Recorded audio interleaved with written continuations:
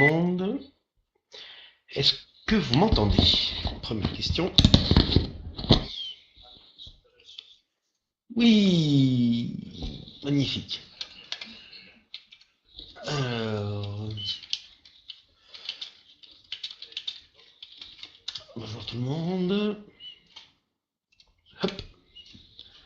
Donc, on m'entend. Voilà ce qui est déjà bien.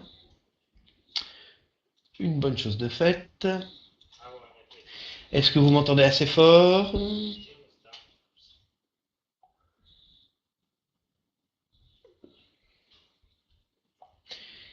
Bien, eh bien alors nous allons commencer ce webinaire en français concernant Visual GeForest.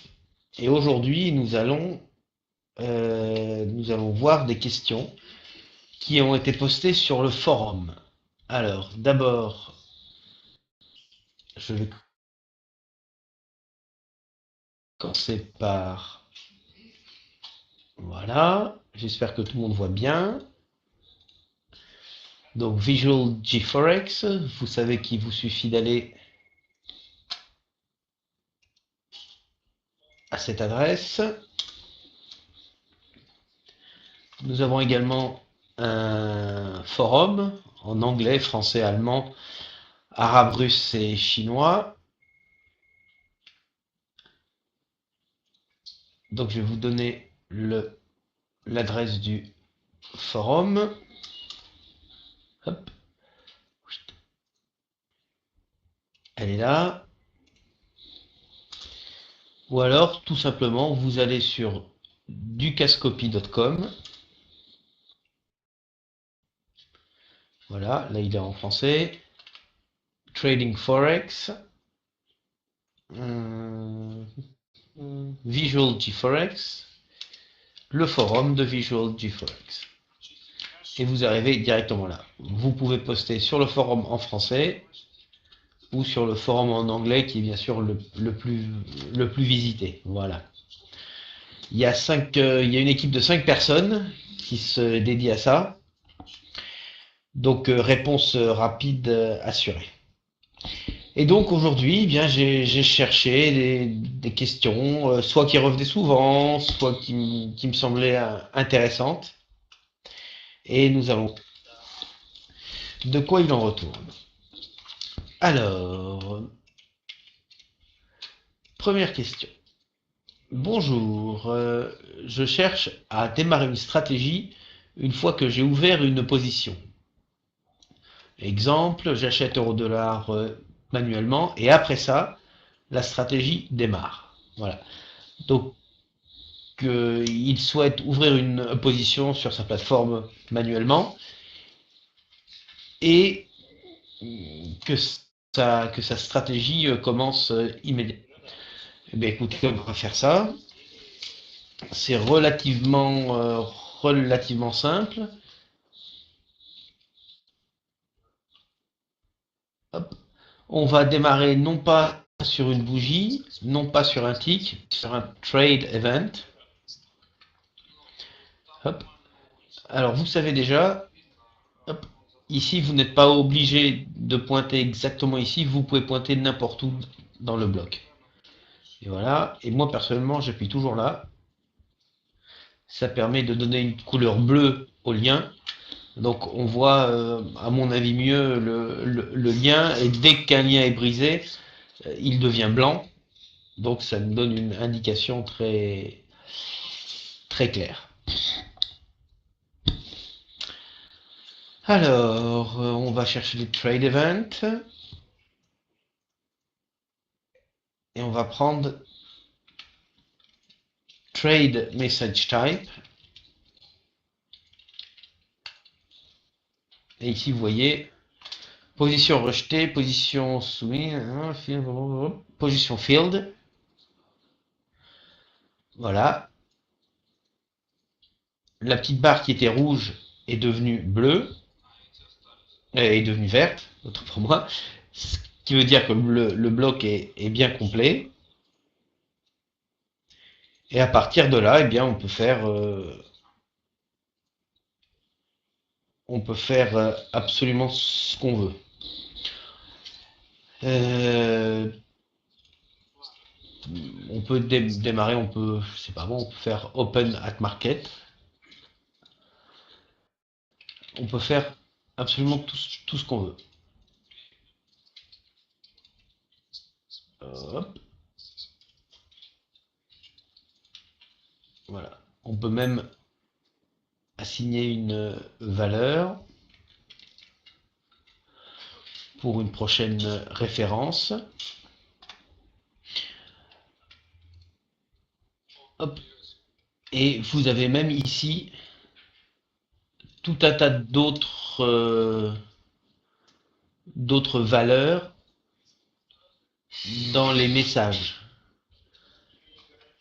Par exemple, state, par exemple, position longue. C'est-à-dire que j'aurais pu faire ça. Il faut d'abord les par secté, on va en faire deux différents parce que sinon on pourrait avoir la stratégie qui démarre alors que la position n'a pas été ouverte. Par exemple, si elle était rejetée. Donc, c'est toujours un peu délicat. Donc là, on va prendre position long. Oui. Et là, on va prendre true. Ou on aurait pu prendre false. Voilà. Et donc là, la stratégie va démarrer si, d'une part, une position a été ouverte, et si, d'autre part, cette position est longue. Si on voulait ouvrir sur une position courte, eh bien, on ferait l'inverse. On peut, par exemple, également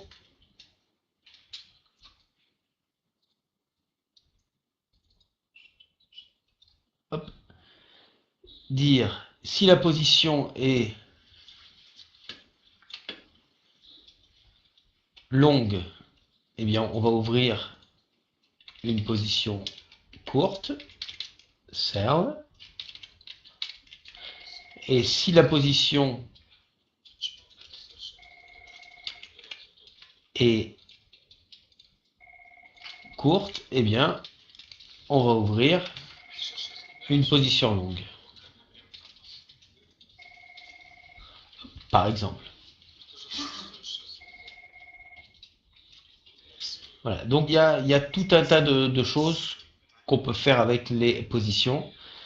On peut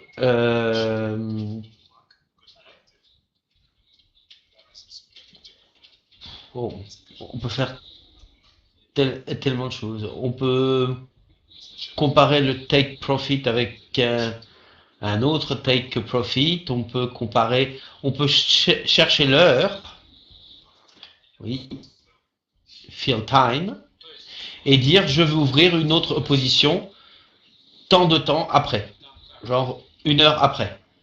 Ou je peux démarrer ma position, je peux démarrer ma stratégie 1 heure après. Cette position, elle peut être ouverte soit manuellement, comme ça, open, soit elle peut être ouverte par un ordre conditionnel. Très bien démarrer la stratégie une fois que l'ordre qui a été est, euh, est ouvert.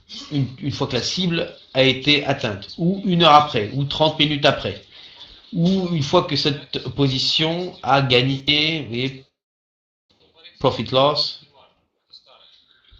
Voilà. Donc, on a en fait peu de questions sur ces trade events, mais je crois que c'est quelque chose que les gens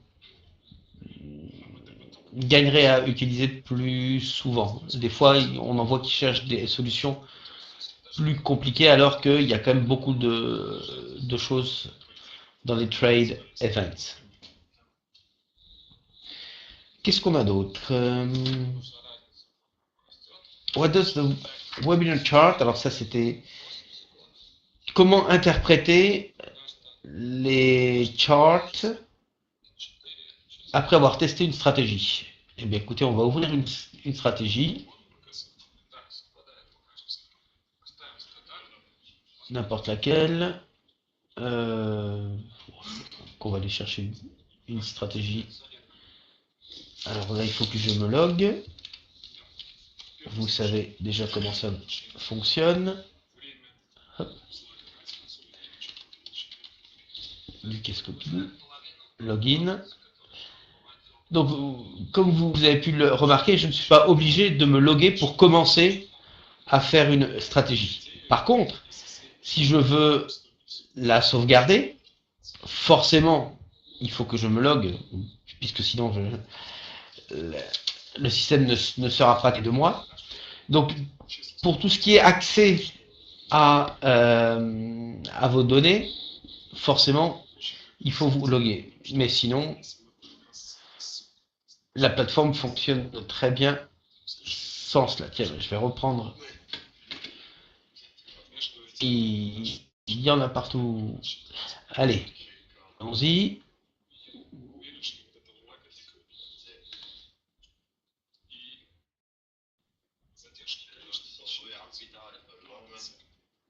On va prendre... allez, pour en avoir un maximum. On va prendre last day, set, run. C'est parti. Donc on voit le graphique. Et on a ouvert une position. Ah oui, même... très bien. Ça nous permettra d'interpréter le graphique. J'en ai un devant moi.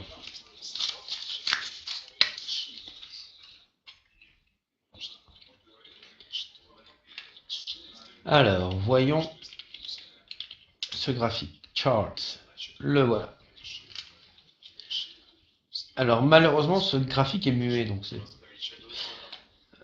Donc en vert, toutes les positions qui ont gagné de l'argent. En rouge, toutes les positions qui sont en perte. Bon. En foncé, ici et là, les positions courtes. En clair, ici et là, les positions longues. Et ici, le nombre de pipes. Donc, par exemple, là, ça veut dire qu'il y a 3 positions qui ont gagné environ 50 pipes et que sur ces 3 positions, 2 étaient courtes et une longue. Ici, on a 8 positions qui ont perdu environ 25 pipes. Et sur ces 8 positions, 4 étaient courtes et 4 étaient longues. Voilà, c'est aussi simple que ça. Donc là, vous avez sur l'axe des Y le nombre de positions et sur l'axe des X le nombre de pipes. Donc ici, on a 2 positions qui ont perdu environ 15 pipes. Sur ces 2 positions, l'ensemble, donc 2 sur 2, étaient des positions longues. Là, on a une position courte qui a perdu environ 15 pipes. Voilà. Donc, la couleur claire pour les positions longues, la couleur foncée pour les positions courtes, rouge pour les positions en paire, vert pour les positions en guerre. C'est aussi simple que cela. Vous pouvez à tout moment poser des questions en tapant sur dans le chat ici. Hop, vous voyez là. Hop. Ici, vous avez un rapport qui est assez complet. Moi, je vous conseille de le... Ici, le rappel des paramètres. Ici, les paramètres de départ.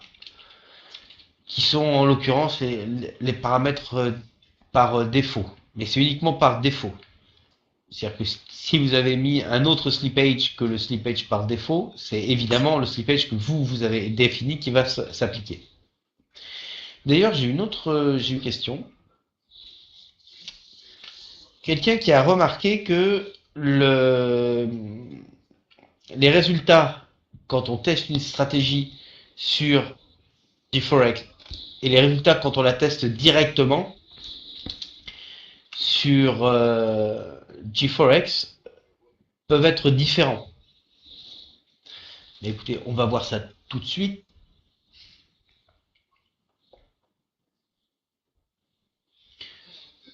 Donc cette stratégie-là, je vais la compiler, build, très bien. Maintenant, allons sur notre plateforme. Je vais d'abord enlever ça pour être sûr qu'on a la dernière version. Donc je clique droit sur Strategies. Ma plateforme est en quelle langue? En anglais. Mais je vais la mettre en français. C'est très simple. Tools, Change Language. Et là, je vais sur français. Donc je clique droit sur Stratégie. Ouvrir une stratégie.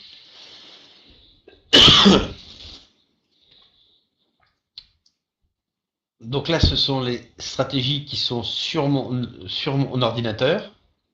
Donc les stratégies Java. Ici, les stratégies qui sont sur mon GStore.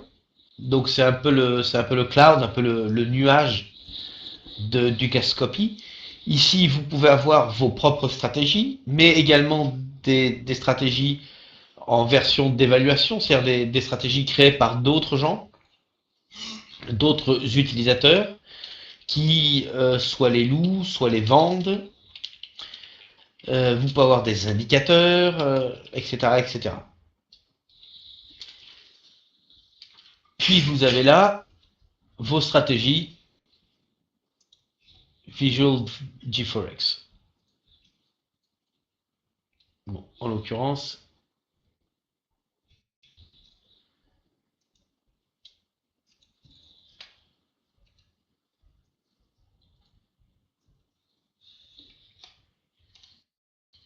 bon, alors moi je n'y ai pas accès parce que je joue beaucoup avec mon ordinateur et avec Visual GForex, et donc j'ai un peu cassé le lien, mais il y a un autre moyen qui marche aussi d'ailleurs pour live, pour votre plateforme réelle. Vous pouvez faire comme ceci, Strategies, je cherche ma stratégie, vu que c'était la dernière compilée, elle doit être là, je clique droit, View Source, là je fais CTRL A pour tout, sélectionne CTRL C pour tout copier, puis je retourne sur ma plateforme, là je clique droit sur Strategies, je fais nouvelle stratégie,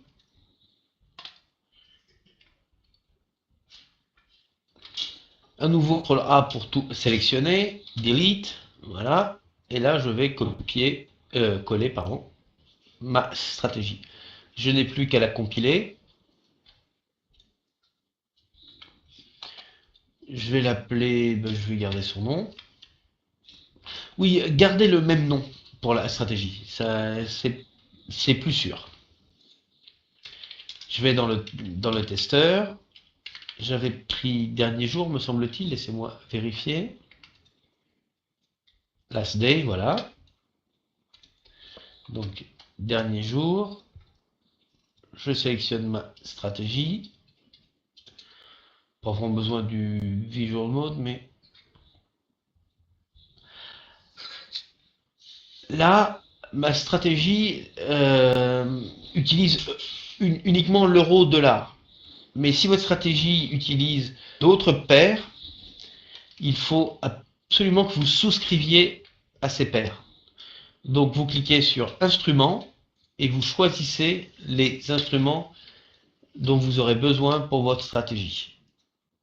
Voilà. On a eu beaucoup de questions. Ma stratégie ne fonctionne pas sur ma plateforme, pourquoi, etc. Eh bien, quand vous utilisez par exemple l'euro suisse, il faut que vous alliez ici et que vous sélectionnez euro suisse. Et vous pouvez même désélectionner euro-dollar si vous ne l'utilisez pas. Voilà. Ce système est en place parce que sinon la plateforme irait chercher toutes les informations de toutes les paires au cas où. Donc là, on préfère faire l'inverse. Dire on va chercher uniquement les informations dont vous avez besoin. En l'occurrence, euro-dollar. Si vous souhaitez modifier des choses sur votre compte, donc pour tester votre stratégie, vous pouvez modifier la monnaie de base, la marge, etc. Le levier, pour ceux qui ont un levier différent. Votre appel de marge, bon, il devrait être la même. Et vous pouvez même modifier les paramètres des commissions. Ainsi que celle des overnight. Pour ceux qui en ont besoin. Voilà. Paramètres personnalisés, non, j'ai pas besoin. Optimisation pour ça. Montrer les messages. Ça c'est bien. Si vous cliquez sur montrer les messages, vous pouvez avoir les messages qui sont sauvegardés sur votre ordinateur. Ce qui vous permet de les ouvrir, de trier dans une feuille Excel, etc. Enfin bon, on va pas les sauvegarder.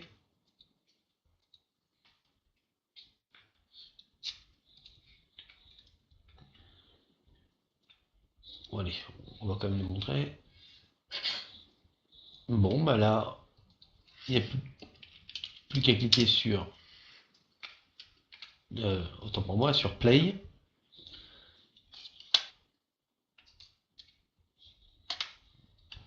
Et on lance le...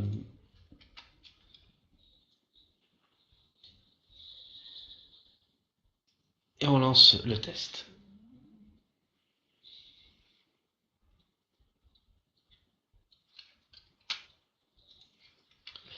Voilà, alors, nous avions gagné ici,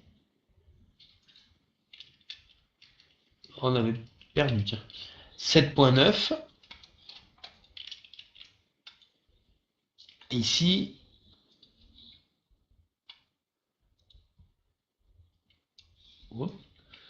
dans ce rapport-là, on voit que c'est 8,09. Donc là, il n'y a pas beaucoup de positions ouvertes, donc on a la différence n'est pas énorme.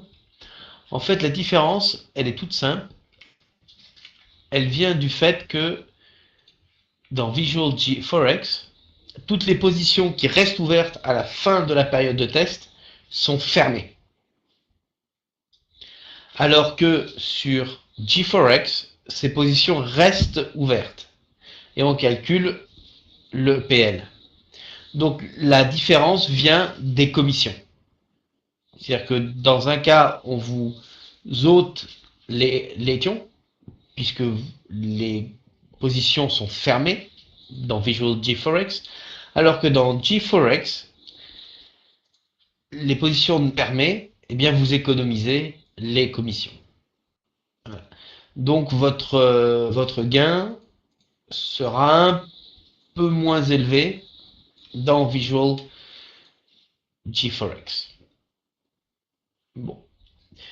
Mais enfin, il faut vraiment avoir des grosses sommes et beaucoup de positions pour que ça fasse une réelle différence. Mais des fois, pour ceux qui font du scalping, qui ouvrent énormément de positions, qui font du du trading à haute fréquence, il peut y avoir des différences notables.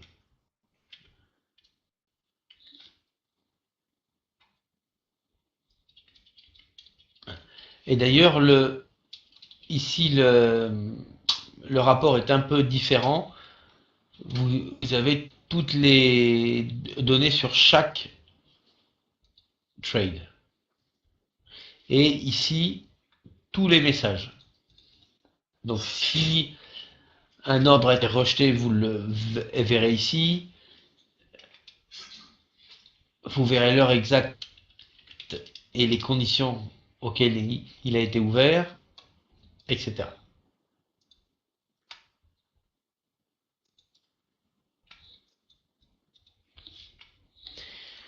Alors, qu'est-ce que nous avons d'autre comme question? Laissez-moi regarder.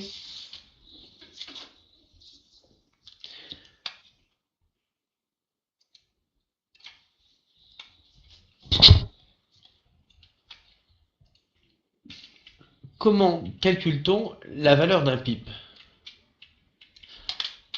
Alors,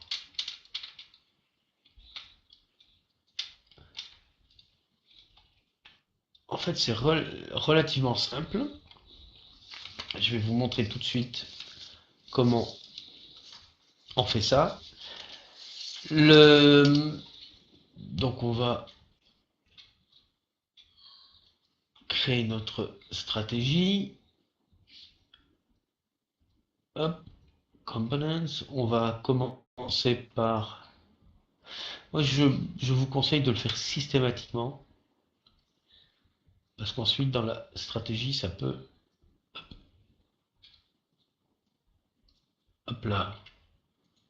Hop, hop, hop. Allez chercher vos paramètres. Donc, la période et l'instrument. Variable par défaut. On va garder les variables par défaut. Hein. Période. Hop là. Et instrument. Voilà. Ça, c'est fait.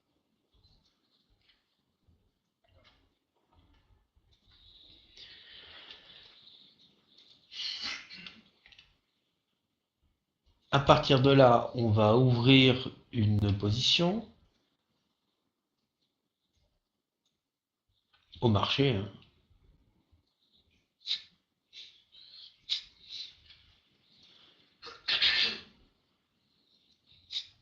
Tiens, je sais pas pourquoi j'ai deux... Ça traîne. Et on voit toutes les... À partir de là, eh bien, c'est une simple calculation. Ici, on va nommer notre position. Je vais l'appeler ma position. C'est vraiment un conseil que je vous donne. Essayez de toujours donner un... Essayez de toujours donner des noms qui veulent dire quelque chose à toutes vos variables, à vos positions, à vos calculs, à vos résultats de calcul, ainsi qu'à vos groupes. Voilà. D'une part, vous vous y retrouvez mieux, ça fait plus propre. Et puis pour nous, quand on regarde c'est quand même beaucoup plus facile quand c'est marqué valeur en pipe que quand c'est marqué value 1, 2, 3, 4. Ou pire, quand il y en a qui tapent QWERTY comme nom de leur... alors là, il faut vraiment déployer des trésors d'ingéniosité pour se rendre compte à quoi ça peut correspondre et pourquoi on s'en sert. Bon, alors, je vais prendre maintenant Mathematicals, Calculation Expression.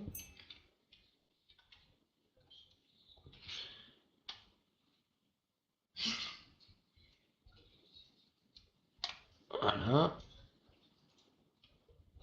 Alors, pour calculer la valeur de la pipe, j'ai besoin du pipe, j'ai besoin de le amount. Voilà. Ici, il est exprimé en millions. Donc, une petite conversion va être nécessaire.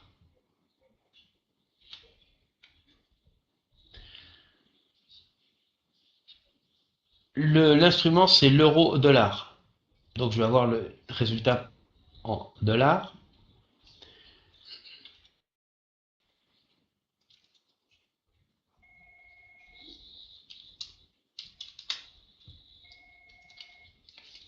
Égale A1 multiplié par A2. Résultat, pip value.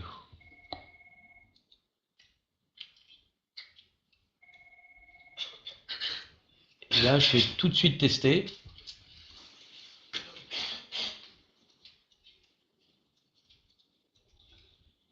Hop.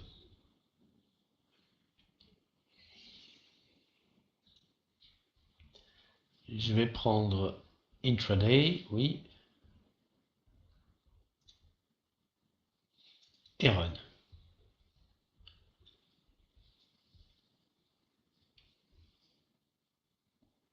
Voilà. Et là, vous voyez, il me donne une pip value.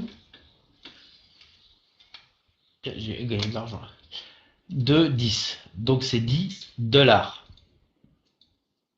Ici, qu'est-ce que j'ai fait? J'ai multiplié par 10 000 de manière à avoir un amount qui est, en unité. Sinon, ça aurait faussé mon calcul. Alors, plutôt que de faire ça, j'aurais pu, parce que là, bon, moi je sais que mon instrument c'est euro-dollar, donc que le PIB est à la quatrième décimale, mais j'aurais très bien pu utiliser ici my position et aller chercher le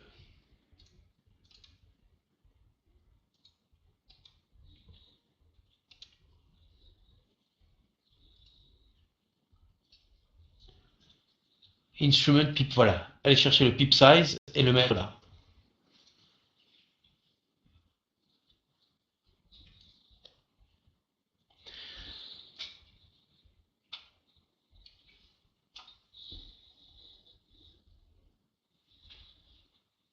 Hop, réflexe.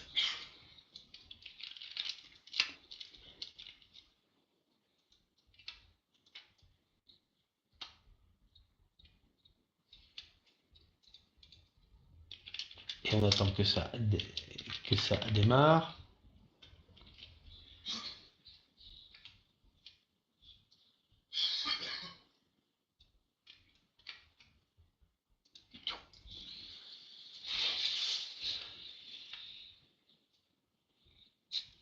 Hop, ah,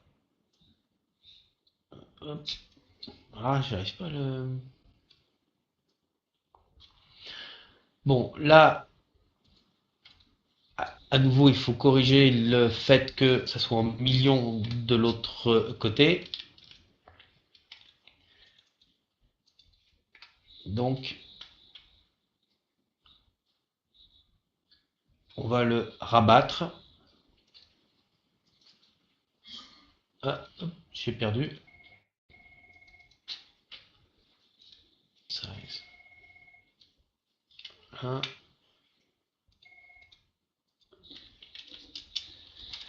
En fait, il faut le...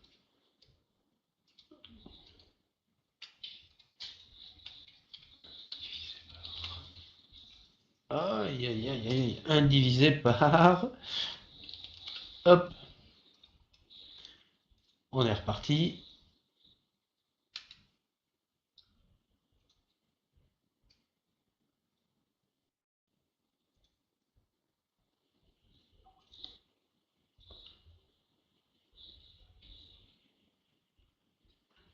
Voilà.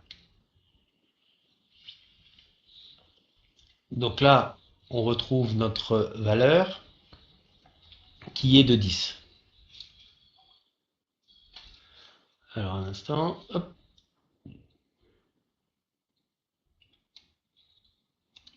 J'ai une question par...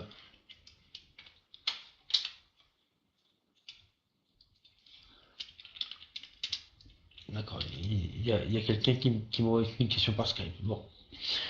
Et donc, nous avons là, nous retrouvons là notre valeur. Ici, la valeur est en dollars.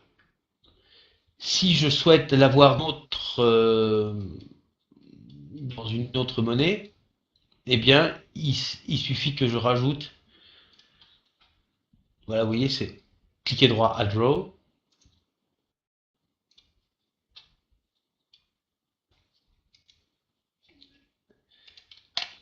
Alors, il y a quelqu'un qui me pose une question. Je vais lui dire de regarder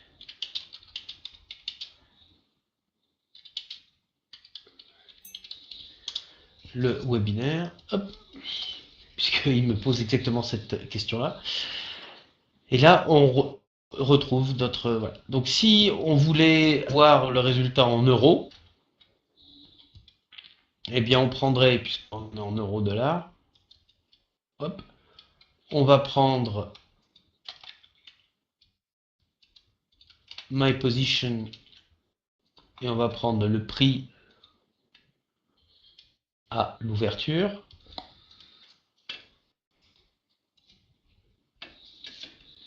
Multiplié par A3. Voilà. Et réflexe, hop, replay, historical, set, run. Et là, on a notre valeur en euros. Voilà. C'est aussi simple que ça. On pourrait encore élaborer les calculs. Mais enfin. Et à partir de là, eh bien, on pourrait faire tout un tas de calculs. Enfin, d'ailleurs, je me permets de vous dire que ici, on peut avoir le profit loss in pip de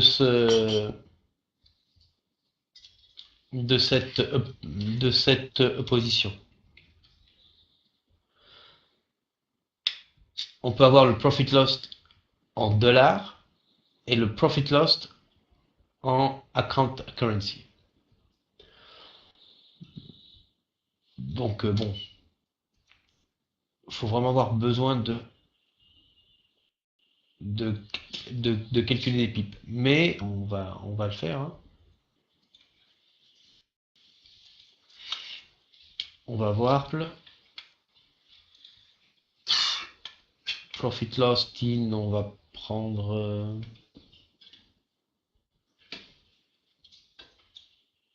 in USD. S'il est supérieur à 200 $, alors on va dire qu'on est content. Et on va faire stop strategy. Voilà, là c'est juste pour voir en action le fameux profit loss.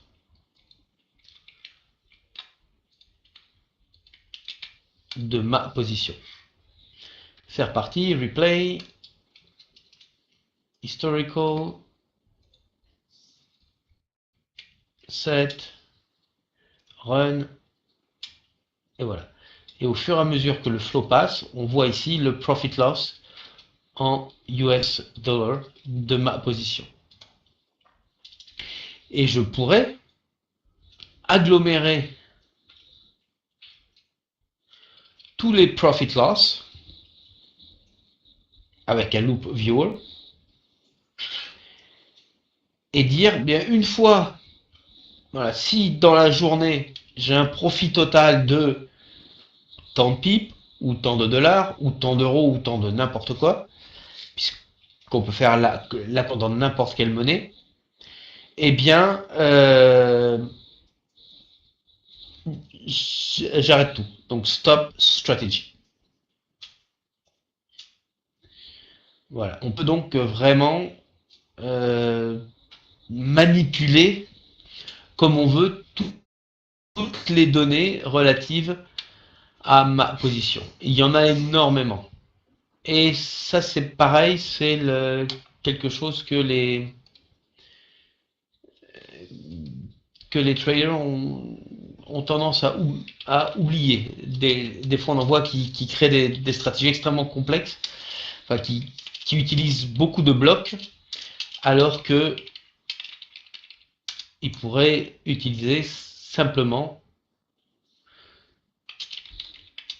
chose qui est ici, notamment pour les positions. Il y en a qui font des calculs pour savoir. Bon. Et également, request amount, c'est simplement parce que vous pourriez demander à ouvrir pour 100 000, et puis pour des raisons de marge, eh bien, vous n'êtes servi qu'à 50.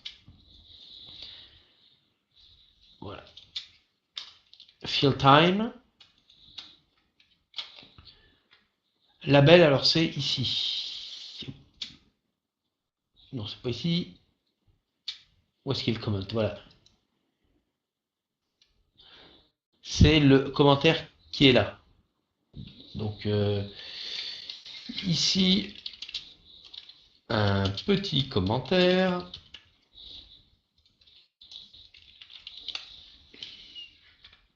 Et à partir de là, je vais avoir la possibilité, dans un par exemple,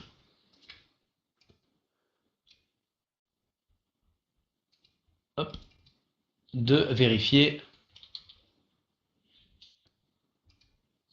si le commentaire correspond à ce commentaire-là.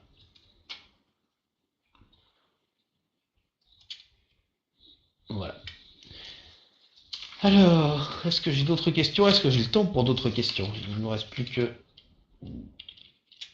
7 minutes. Qu'est-ce que j'ai comme autre question?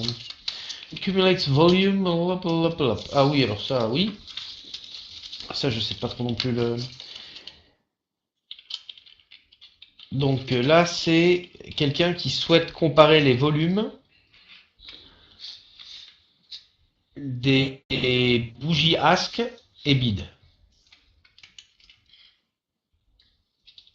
Hop, hop. Donc là, c'est pas très compliqué. On va d'abord aller chercher les bougies. Donc lui, il souhaite avoir les 4 dernières bougies. Donc, on va chercher Get Historical Candles. On va mettre ici. Hop.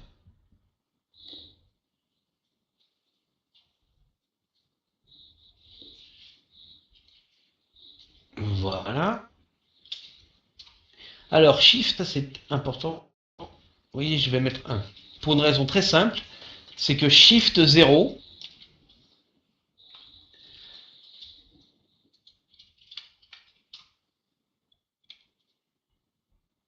ça veut dire... Ah, il y a des... Il y a des questions ici. Non.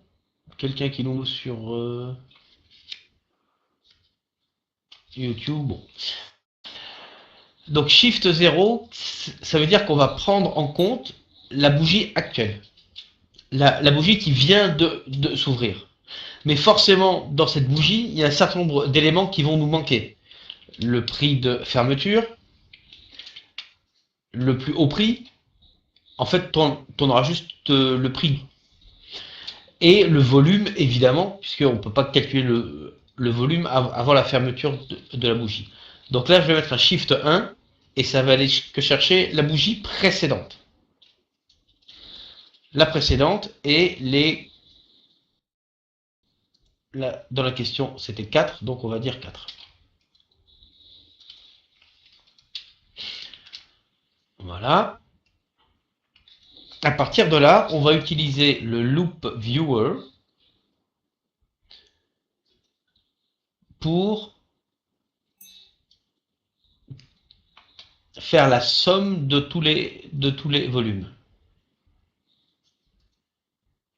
Output value, vous voyez, c'est marqué dans le 22. C'est pas terrible. Allez, moi je vais créer ma propre. Là. Et je vais l'appeler.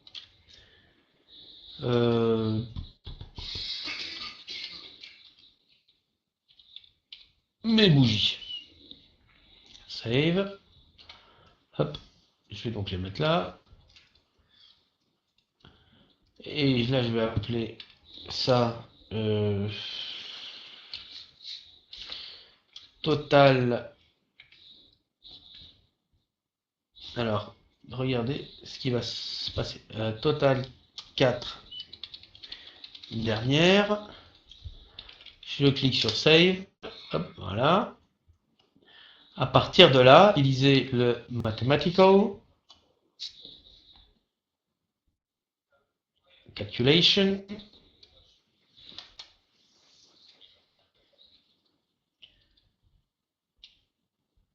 Donc là, vous voyez, on est sur les bougies Ask. Donc, hop.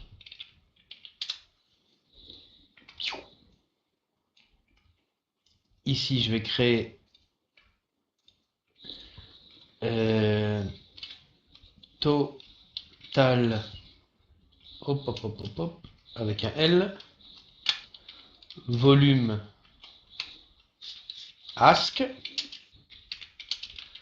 Et je vais donc rajouter ici 4 dernières. Donc j'y suis. C'est pas obligatoire, mais c'est une bonne pratique de mettre une start value, qui dans l'occurrence va être 0. 4 dernières, candle volume. Et là, hop, et voilà. Donc, ici on filtre. Hop, hop. On cherche les bougies.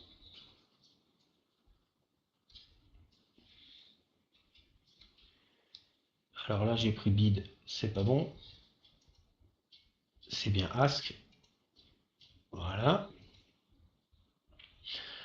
Donc, off-side ask, quête dernière. Et là, on va avoir, très important, settings. Multiplier, ça n'a aucun sens. Donc, on va chercher zoom. Voilà. Donc, ça va passer là. On va historical candles ici. Après, on pourrait mettre un deuxième historical candles. Moi, je vous conseille quand même parce que c'est plus clair et je sais pas, ça me semble mieux d'utiliser le multiple action.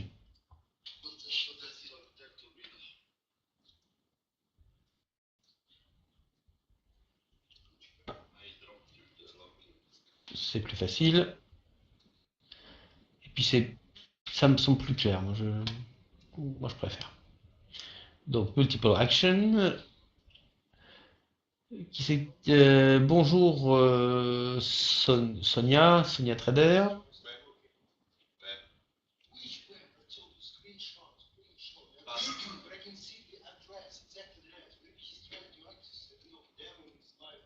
Voilà. Bon. Donc maintenant, on fait exactement la même chose. D'ailleurs, je vais faire copy-paste parce que je suis un peu feignant. Je suis feignant, donc efficace. Hop. Ici, je vais simplement changer ask par bid. Voilà. Ici, hop, je vais changer. Ah, il faudra que je change à peu près tout. Ok, je vais créer un nouvel paramètre. Il faut que je me dépêche. Donc on va l'appeler total volume bid.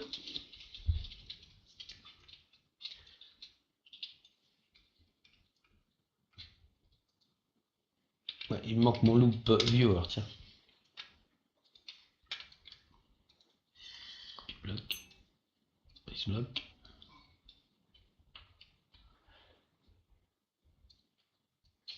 Alors là, je suis pas obligé de le faire, mais vraiment moi je préfère un clarté, mais bougie bid. Voilà. Et puis même quand vous allez tester, c'est bon, voilà, c'est mieux. Donc loop viewer gbid.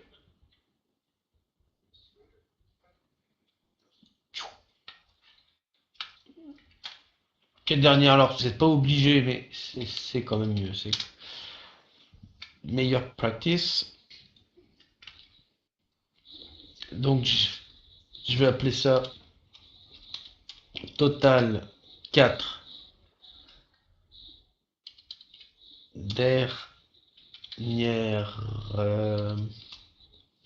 bid. Hop, hop, hop. J'en ai mis trop. Voilà, save.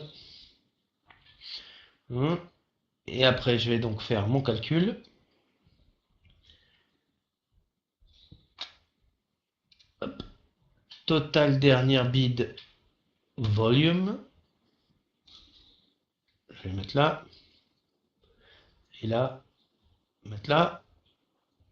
Je vais vérifier évidemment mon settings. C'est bien zoom. Donc là, à chaque fois, le flow va aller comme ça. Va faire 4 fois le tour. Puis va repartir par là. Et là, je vais par exemple pouvoir mettre un if statement. S'il veut bien venir sur le... Voilà.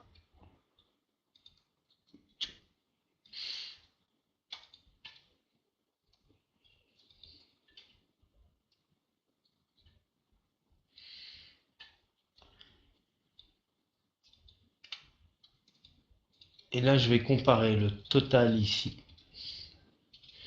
au total là. Et je vais dire s'il y en a un qui est supérieur à l'autre.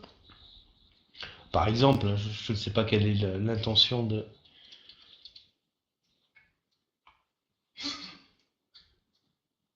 On va mettre un open market ici. Un open market là. Hop. Donc dans un cas, je vais faire buy. Et dans l'autre, je vais faire sell.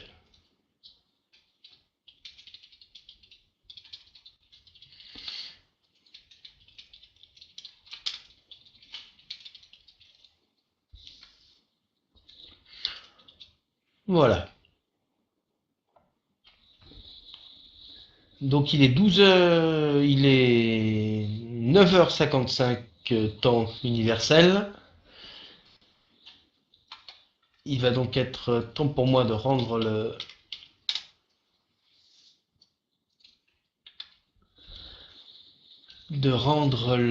l'antenne, mais je sais que j'ai encore un peu de temps en fait.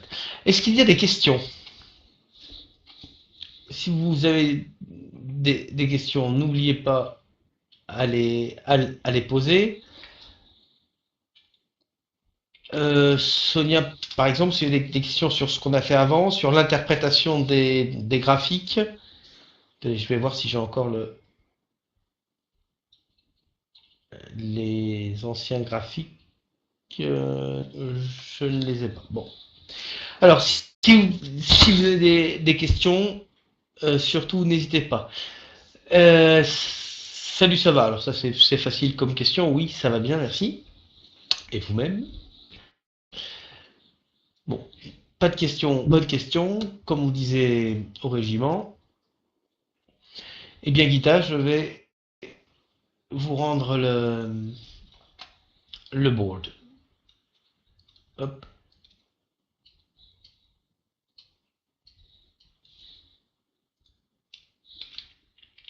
Le voilà.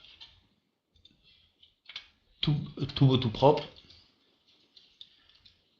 Donc, n'hésitez pas à venir nous voir sur le forum, à poser des questions. Et webinaire en français, tous les jours, pas encore, tous les mercredis à 9 heures temps universel, pour faire 11 heures heure de Paris. Et voilà. Hop, merci, au revoir.